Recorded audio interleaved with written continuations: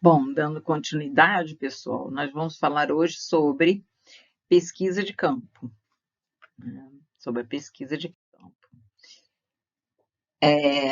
Então, no caso da pesquisa de campo, você tem o caso do diário de campo, né? Quando você opta por esse estudo em particular, você vai analisar a pesquisa qualitativa, que utiliza a metodologia de história oral, né? Mais especificamente de um instrumento auxiliar nesse tipo de pesquisa, o diário de campo, né? Que é o que se chama diário de campo. Embora tenha protocolos indicados para sua elaboração, na maioria das vezes se utiliza de uma linguagem de um formato menos formal. Principalmente jornalista faz muito isso. O diário de campo, então, ele é um instrumento utilizado pelos investigadores para registrar, anotar os dados recolhidos suscetíveis de serem interpretados.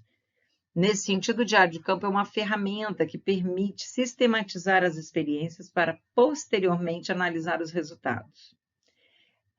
Se vocês prestarem atenção, bem atenção, na entrevista do Fernando Moraes, que eu vou colocar no final desse slide, né, logo após esse slide, é interessante a gente chamar atenção, porque o diário de campo, muitas vezes, é o que o auxilia, né, que eu pude perceber, pelo menos, é o que vai auxiliá-lo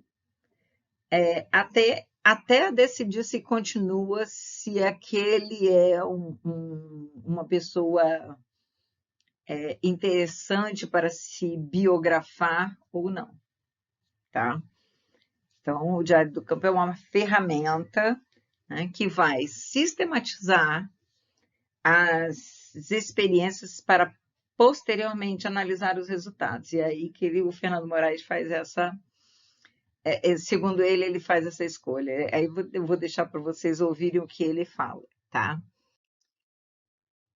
Tipos de captação, então. Entrevista, depoimento, entrevista gravada, entrevista de captação, histórias de vida, memória, observação direta intensiva, né, que a Eliane Brum costuma fazer muito, e documentação, obviamente. O produto, né, o roteiro, né, o roteiro. Durante a preparação do projeto, o tema foi escolhido e chegou o momento de dar né, formato ao trabalho. E quem vai dar formato é a pauta, né? O trabalho só tem início a partir desta pauta. O trabalho, de fato, só tem início a partir dessa pauta, tá? A pauta tem que instigar você de maneira envolvente. Então, no livro reportagem, como trabalhar autoral, quem define a pauta é o próprio jornalista, não é pauta de produção. O planejamento esquematizado dos aspectos a serem abordados na pesquisa deve basear-se numa área que você goste e com a qual você identifica. É muito importante falar sobre isso assim, reiteradas vezes. Por quê? Também vocês vão observar na entrevista do Fernando Moraes como é importante isso, porque é isso que move o jornalista. Duas questões devem ser levadas eu ia falar em pauta, mas não, eu vou falar, né? Deve ser levada em conta na organização da pauta. Ela tem que seguir todos os critérios jornalísticos, da mesma maneira que você vai fazer qualquer reportagem, qualquer matéria, né? Que é a captação e suas técnicas, a seleção do que vai ser abordado, a pesquisa, as fontes, a checagem de dados e, por fim, a edição, né? E tem que ter uma conexão com a realidade. É impossível não ter. E esse slide, como eu falei, já antecipei um pouco, eu vou terminar, né, com uma entrevista do Fernando Moraes. E por quê? Porque o Fernando Moraes é o nosso... o jornalista brasileiro assim, que mais fez biografia, né, como trabalho, né, de jornalista mesmo, e eu catei, no YouTube uma entrevista dele de 2011, que eu acho que embora a entrevista seja antiga, ele fala de assuntos que são muito pertinentes ao trabalho dele. E eu acho que ele tá bem ali, eu acho que eu escolhi bem, tá?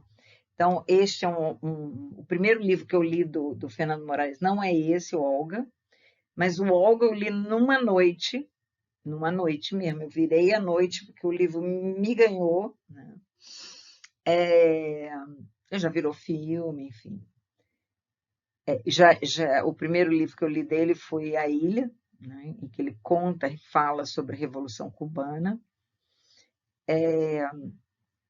Mas esse aqui encontrou um Fernando Moraes, inclusive, mais maduro, mas eu gosto muito da Ilha também. E um outro, né, que é importantíssimo, que eu falo que aluno de jornalismo não pode passar batido sem ler esse livro aí, Chateau, O Rei do Brasil. E por quê? Porque ele vai contar aí a história de Assis Chateaubriand. E porque o filme não fala nem metade do que tem ali. E é interessante porque é a história da imprensa brasileira. Então, eu espero que vocês gostem da entrevista, né? Assim como eu gostei e achei que poderia colocar aqui no material, né? E aproveitem bem. Tchau, tchau. Até o próximo.